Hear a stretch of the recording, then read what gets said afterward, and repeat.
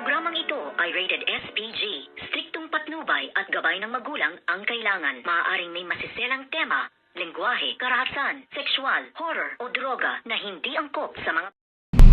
Good morning mga kachika and welcome sa aking munting channel na sabi nga nitong si Joanna na panahon na raw para palitan niya nga ang legacy nitong ang si Lola Aurea at siya na nga ang nagmamay-ari ng lahat-lahat ng mayroon dati itong si Lola Aurea. Ngunit walang kalam-alam itong si Joanna na nalalapit na rin ang kanyang pagre-reyna-reynahan sa De La Costa Food Court dahil meron ng papalit sa kanya nang wala siyang kaalam-alam. At dito naman ay habang naghihintay nga itong si Lola Aurea at si Ina dito nga kay Cecil at kay Nuno ay meron siyang naisip na kanilang activities na gagawin. At dito nga ay muling ipinaharap ni Lola Aurea ang isang malaking kaldero upang dito nga ay isipin ni Lola Aurea ang lahat-lahat ng kanyang nakaraan, kung papaano niya nga ito muling maibabalik at nang maibalik ang kanyang alaala. At dito nga ay sinabi nitong si Ina na ito po ang ating gagawin, Lola.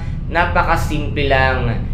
Titigan at tignan mo ang kaldero na yan at dyan ay pilitin mong alalahanin ang lahat-lahat para muling maibalik ang iyong alaala. At dito nga ay nagtagumpay naman ang ating bidang si Ina sa kanyang simpleng activities kay Lola Aurea. At ito nga ay lahat-lahat nga ay naalala na nitong si Lola Aurea kung papaano siya nagsimula at kung papaano niya nakilala itong ang si Lola Rosario na siya ang tumulong sa kanya upang palawigin ang kanyang restaurant at mga negosyo. At dito nga ay nasabi nitong si Lola Aurea na ito nga daw Aurea's Restaurant ang kanyang pinakapaborito noon dahil dito siya nagsimula at dito niya ibinuhos ang lahat-lahat ng kanyang lakas at pagpupursigi na maging malawig at malago ang kanyang negosyo. Kaya dito ngayon ay muli nang nagbabalik ang alaala nitong ang si Lola Aurea dahil sa tulong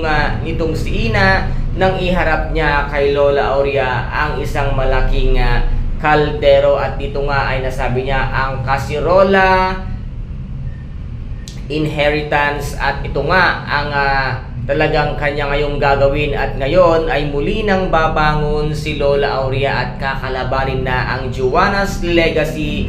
At ngayon ay nasabi naman nitong nga si Ina na talagang napakabuti ng kanyang puso, napaka daw panahon na para balikan din niya ang kanyang pamilya at muli nga silang mabuo. Ngunit ito nga ang sinabi ni Lola Aurea, ito rin ang kanyang nais na mangyari sa kanyang buong buhay, ang balikan nga ang kanyang pamilya. At ngayon ay bubuo na sila ng isa uling kumpanya itong si Lola Aurea at walang kaalam-alam itong ang si Attorney Charlie at ang pamilya nga ni Sonia na itong si Lola Aurea pala ang ngayon ang nagmamayhari ng Shining Inheritance na muling ibinalik ang pangalan ng Kasirola Queen. At ngayon ito na nga ay si Ina ang magpapatakbo nito, katulong nga itong si Lola Aurea. Kaya guys, ito po ang ating pakaaabangan sa mga susunod na episode dito nga sa Shining Inheritance. Kung nagustuhan po ninyo ang aking videos for today,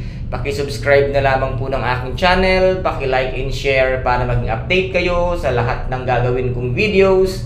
Maraming salamat po. Ingat, God bless and bye-bye!